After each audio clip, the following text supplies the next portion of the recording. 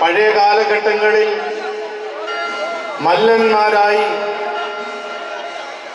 പഴയ പ്രതാപശാലികളായ കെഴുതടിയൂർ കരക്കാരുടെ പിന്മുറക്കാരാണ് ഈ മലയുന്ത് പ്രദക്ഷിണത്തില് ഭാരമുള്ള മല സംവഹിക്കുക.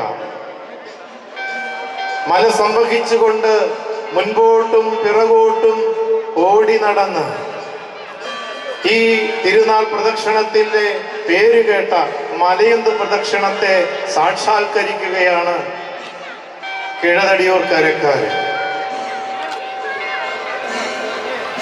അവര് ഇപ്പോൾ കുരിശിൻ തൊട്ടിയുടെ കൽക്കുരിശിന് വലം വെച്ച് മറുവശത്തായി മുൻപ് മലയുന്ത് പ്രദക്ഷിണം നടത്തിയ റോഡിന്റെ ഭാഗത്ത് കുരിശിന് അഭിമുഖമായി എത്തി നിൽക്കും.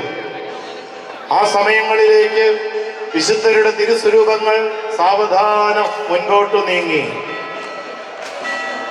ഈ കൽക്കുരിശിന്റെ പടിഞ്ഞാറ് ഭാഗത്ത് ഒന്നാമതായി ഉണ്ണിമിശിഹായും, തൊട്ടുപിറകിലായി തൊട്ട് വശത്തായി കാവൽ മാലാഖായും തുടങ്ങി തിരുസ്വരൂപങ്ങൾ ഒന്നൊന്നായി.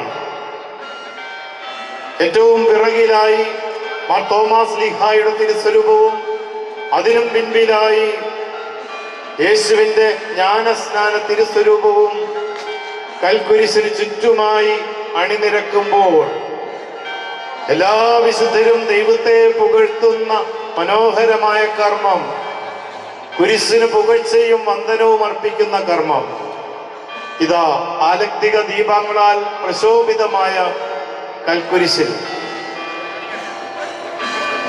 എണ്ണവിളക്കുകൾ പ്രകാശപൂരിതമാക്കിയിരിക്കുന്ന, മൺചിരാതുകളിൽ കത്തിച്ചൊലിക്കുന്ന എണ്ണത്തിരികൾ പ്രോജ്വലമാക്കിയ കൽക്കുരിശിന്റെ ചുറ്റുമായി സാവധാനം വിശുദ്ധരുടെ തിരുസ്വരൂപങ്ങൾ ഇറങ്ങി വന്നുകൊണ്ട് ഭാരതത്തിന്റെ,